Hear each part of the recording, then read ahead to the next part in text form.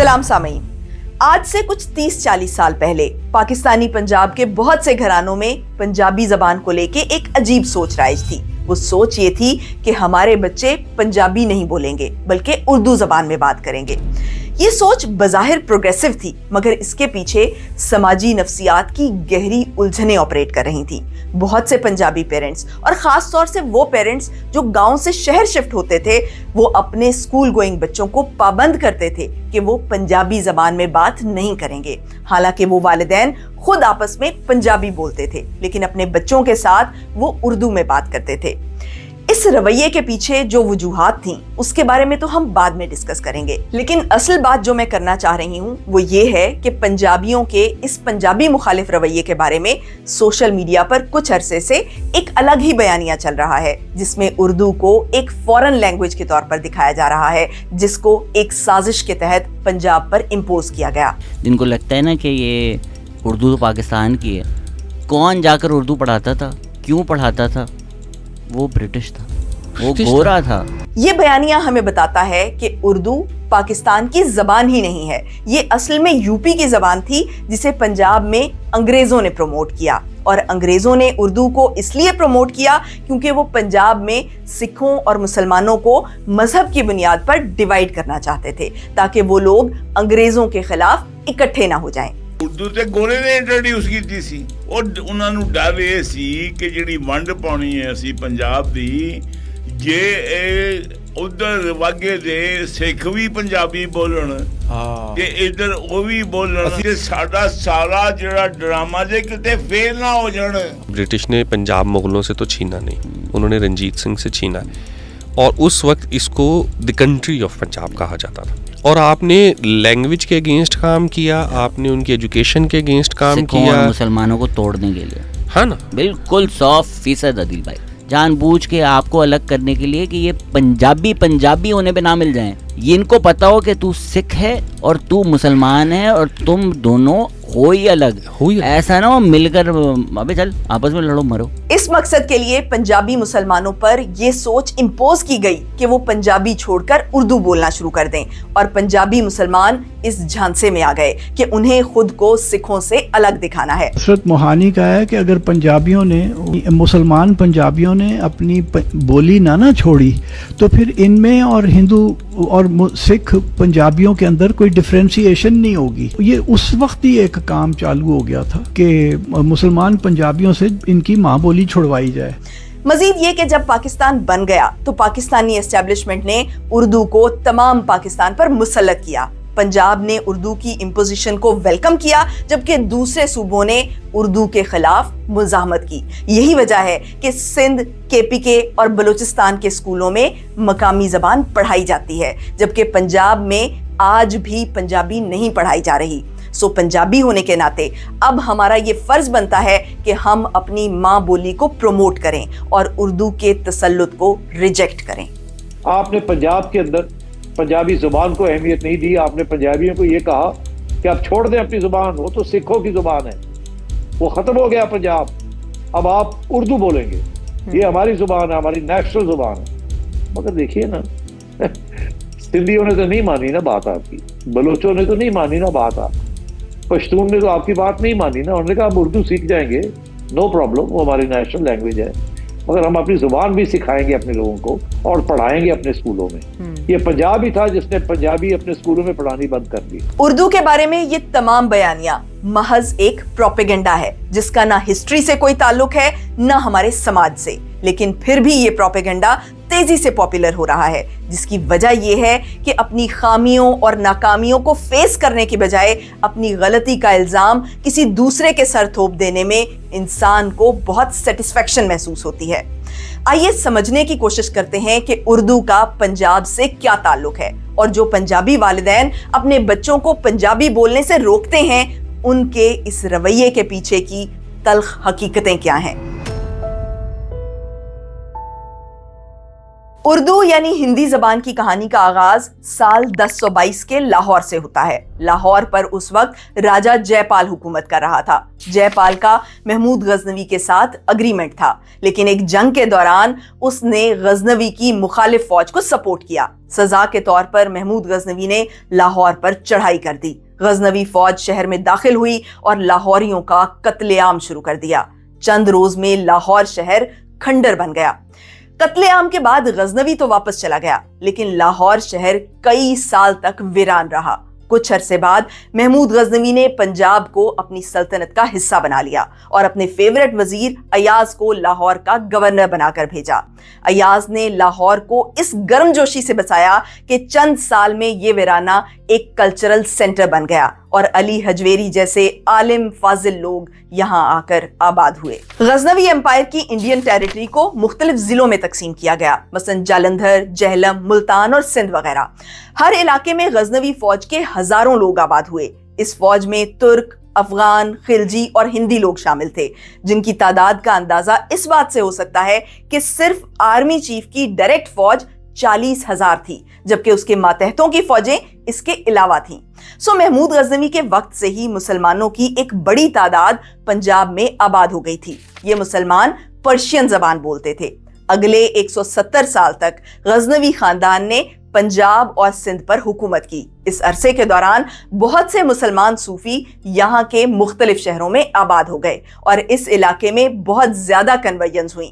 جگہ جگہ مسجدیں اور دربار بننے لگے۔ پچھلے 400 سال میں اسلام میں ریلیجیس نالج کی ایک بہت زبردست ٹریڈیشن ڈیولپ ہو گئی تھی، اور جب ہندوستان کے لوگوں نے اسلام کو سیکھنا سکھانا شروع کیا تو ایک بہت بڑا طبقہ مولویوں کا وجود میں آیا، جو لوگوں کو ان کی زبان میں قرآن و حدیث پڑھاتے تھے۔ ان سب تبدیلیوں کے زیر اثر اس علاقے کا کلچر اور زبان بہت تیزی سے ایوالو ہوئے۔ 12ویں صدی کے اس پنجاب میں جو زبان بولی جا رہی تھی، آج کی اردو اور ہندی اسی زبان کی ترقی یافتہ شکل ہے۔ سن 1186 میں شہاب الدین محمد غوری نے لاہور پر حملہ کیا۔ حملے میں غزنوی خاندان کا آخری بادشاہ خسرو ملک مارا گیا اور یوں 164 برس بعد پنجاب سے غزنوی راج کا خاتمہ ہو گیا۔ 1193 میں غوری نے دلی پر قبضہ کر کے دلی سلطنت کی بنیاد رکھی۔ پنجاب کی نوجوان اردو بھی لاہوری لشکر کے ہمراہ دلی پہنچ گئی، جہاں دلی والوں کی بولیاں بھی اس زبان میں شامل ہوتی گئیں۔ دربار کی زبان فارسی تھی، لیکن دربار کے باہر اردو کا راج تھا۔ ایئر 1300 کے اراؤنڈ دلی کے سلطان غیاث الدین بلبن کے دربار سے جڑے مشہور شاعر امیر خسرو اس نئی زبان میں ٹائم لیس گیت لکھ رہے تھے۔ محبت کے یہ گیت دلی دربار کے فارسی دبدبے سے آری اور ہندوستان کے عوامی کلچر کی خوشبو میں رچے بسے تھے۔ بل بل جاؤں اپنے پیا کو، بھول رہی سرسوں سا گلبنا، آج رنگ ہے ریما رنگ ہے ری، چھاپ تلک سب چھینی رے بوسے نینا ملائی کے، چھاپ بہت کٹن ہے نگر بن گھٹ گوری کرت سگار گوری۔ دلی کے تخت کا راج کچھ ہی عرصے میں ہندوستان کے طول و عرض میں پھیل گیا اور اگلے 500 سال تک کم و بیش اسی صورت میں قائم رہا۔ سلطنت کے پھیلاؤ کے ساتھ اردو زبان ہندوستان کے مختلف خطوں تک پہنچتی گئی اور رفتہ رفتہ مختلف زبانیں بولنے والے ہندوستانیوں کے درمیان باہمی رابطے کی مشترکہ زبان بن گئی۔ اردو یا ہندی کی یہ اہمیت سرکاری زبان ہونے کی وجہ سے نہیں تھی، کیونکہ اس تمام عرصے میں دربار کی آفیشیل لینگویج فارسی ہی تھی۔ گھروں میں بھی لوگ مقامی زبانیں بولتے تھے، لیکن پبلک سفیئر میں اردو یا ہندی کا ایک خاص مقام تھا اور اس مقام کی اہمیت آج بھی اسی طرح قائم ہے۔ اسی اہمیت کی وجہ سے میں پنجابی پٹھان ہونے کے باوجود और अंग्रेजी समझने के बावजूद ये वीडियो पंजाबी, पश्तो या अंग्रेजी में नहीं बल्कि उर्दू में बना रही हूं। ये वो बात है जिसे हम लोग मानने के बावजूद झुठलाते हैं, उर्दू में बात करते हैं और उर्दू को गैर मुल्की कहते हैं। हमें ये समझने की जरूरत है कि ये जबान हम पर किसी ने मुसल्लत नहीं की। हम ये जबान बोलते हैं क्योंकि हमारा असल मसला एक बहुत बड़ा लैंडस्केप है, एक हिस्टोरिकल, कल्चरल और इंटेलेक्चुअल लैंडस्केप जिसके साथ हम रिलेट करते हैं और जिसके साथ कनेक्ट करना बैक वक्त हमारी ख्वाहिश, जरूरत और मजबूरी है। इस मजबूरी या ख्वाहिश को आप यूरोप और सब कॉन्टिनेंट के कंपैरिजन के जरिए समझ सकते हैं। सब कॉन्टिनेंट की आबादी 1.7 बिलियन लोगों पर मुश्तमिल है और यहाँ 8 मुल्क हैं।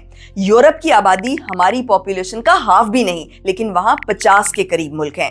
लोग समझते हैं कि इस पॉलिटिकल डाइवर्सिटी के पीछे लैंग्वेज है क्योंकि यूरोप में नेशंस जबान की बुनियाद पर बनी, लेकिन असल में इस पॉलिटिकल डाइवर्सिटी के पीछे यूरोप का जोग्राफिया है।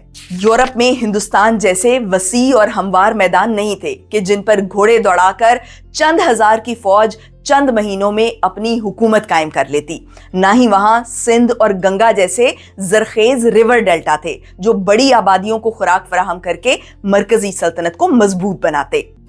यूरोप का जोग्राफिया बिखरा हुआ है। वहां के पॉपुलेशन सेंटर्स को घने जंगलों और पहाड़ी सिलसिलों ने एक दूसरे से अलग रखा। 16वीं सदी तक यूरोप में छोटी छोटी सिटी स्टेट्स कायम थीं। ये सिचुएशन हिंदुस्तान के लिए सोची भी नहीं जा सकती, सिवाय उन आबादियों के जो दुश्वार गुजार पहाड़ों के बीच आबाद थीं। सब कॉन्टिनेंट के ज्यादातर पॉपुलेशन सेंटर्स हमेशा किसी न किसी मरकजी हुकूमत के मातहत रहे।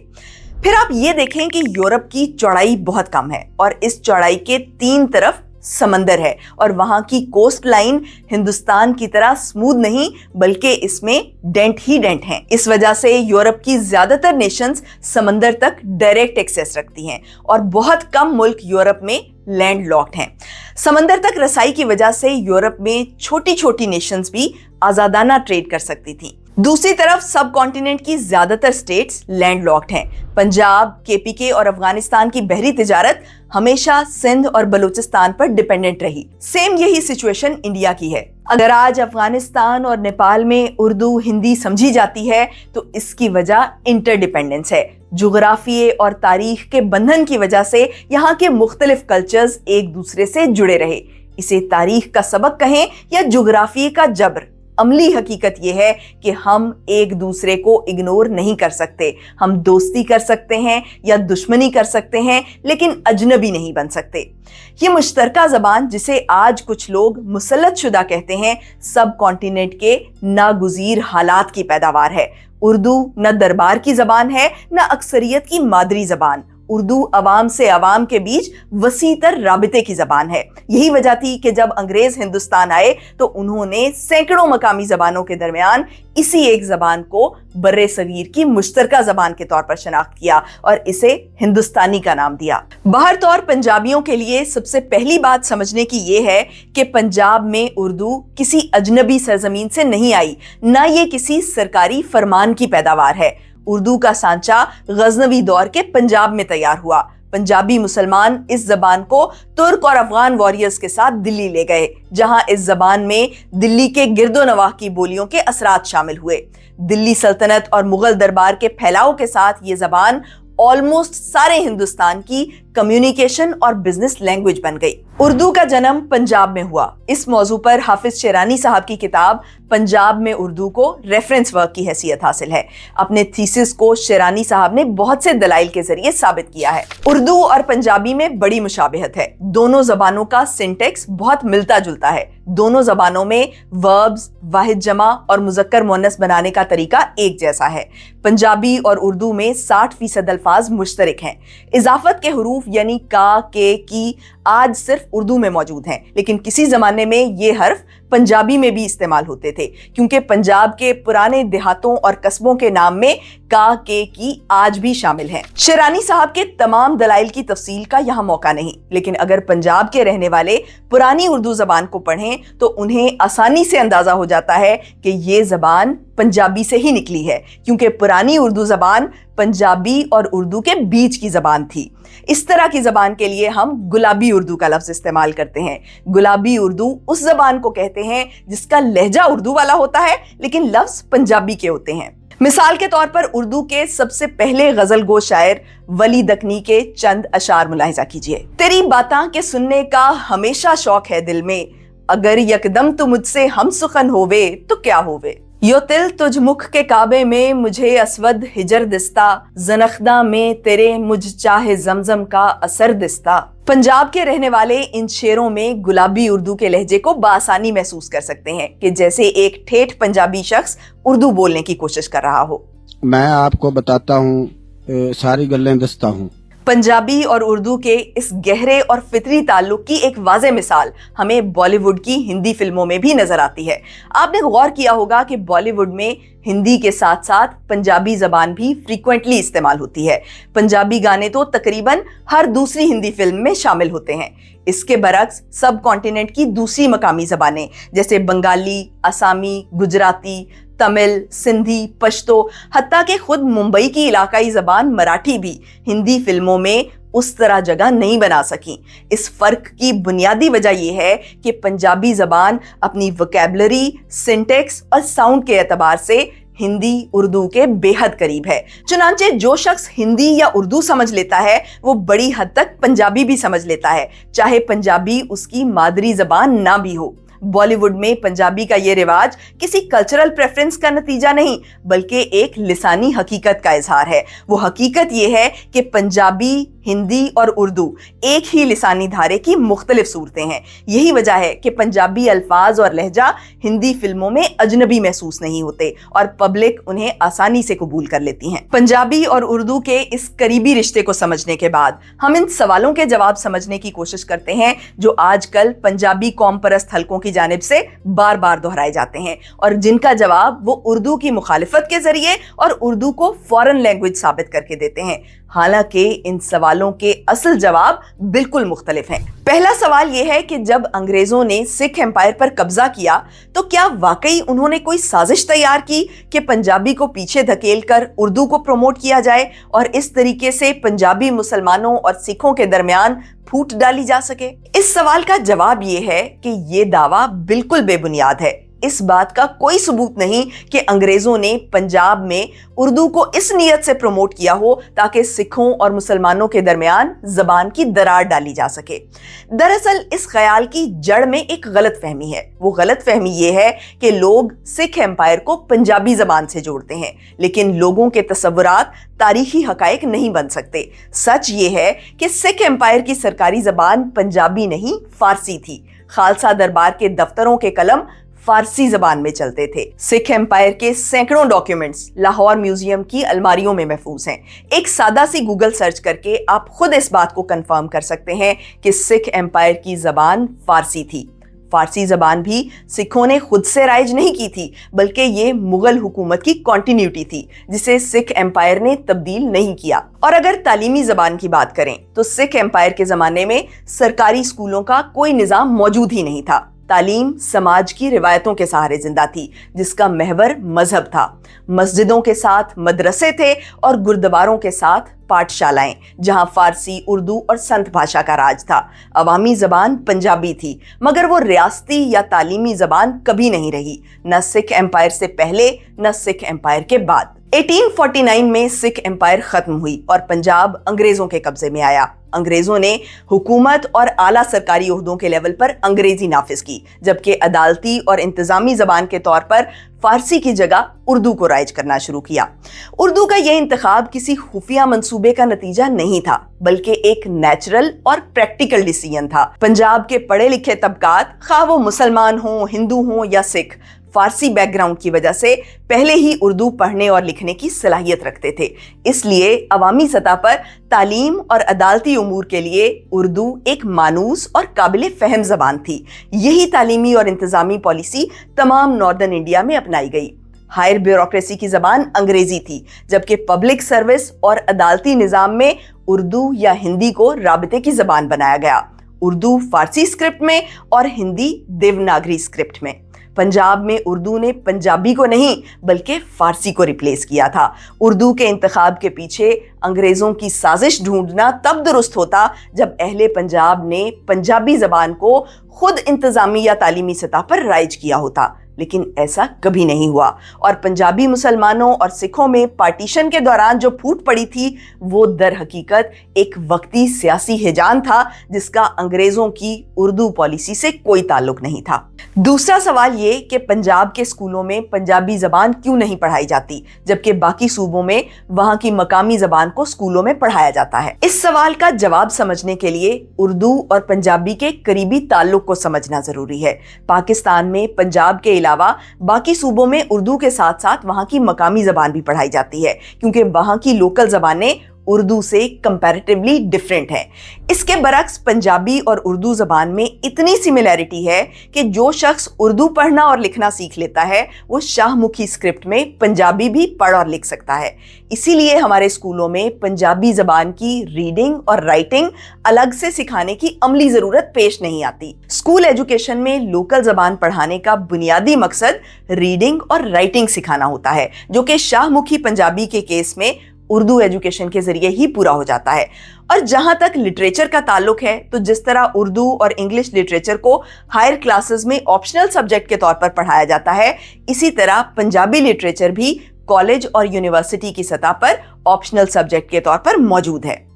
इसके बावजूद अगर आपको लगता है कि पंजाबी जबान के साथ डिस्क्रिमिनेशन हो रही है तो आप स्कूलों में पंजाबी पढ़ा के देख लें, लेकिन ये डिस्क्रिमिनेशन खत्म नहीं होगी। पंजाबी जबान का असल मसला ये है कि पंजाबी पेरेंट्स प्रेफर करते हैं अपने बच्चों के लिए उर्दू और इंग्लिश बोलने को पंजाबी बोलने पे, और ये काम वो इसलिए नहीं करते कि वो पंजाबी को घटिया जबान समझते हैं, बल्कि इसलिए करते हैं क्योंकि अपने बच्चों का फ्यूचर उन्हें पंजाबी के फ्यूचर से ज्यादा अजीज है और अपने बच्चों का फ्यूचर वो इल्म में देखते हैं। इस पॉइंट को बहुत डिटेल से समझने की जरूरत है और इसके लिए अहले पंजाब को ब्लेम गेम से निकल के अपने गिरेबान में झांकना होगा। इस बारे में तफसीली गुफ्तगू हम इस वीडियो के दूसरे हिस्से में करेंगे। बहुत बहुत शुक्रिया।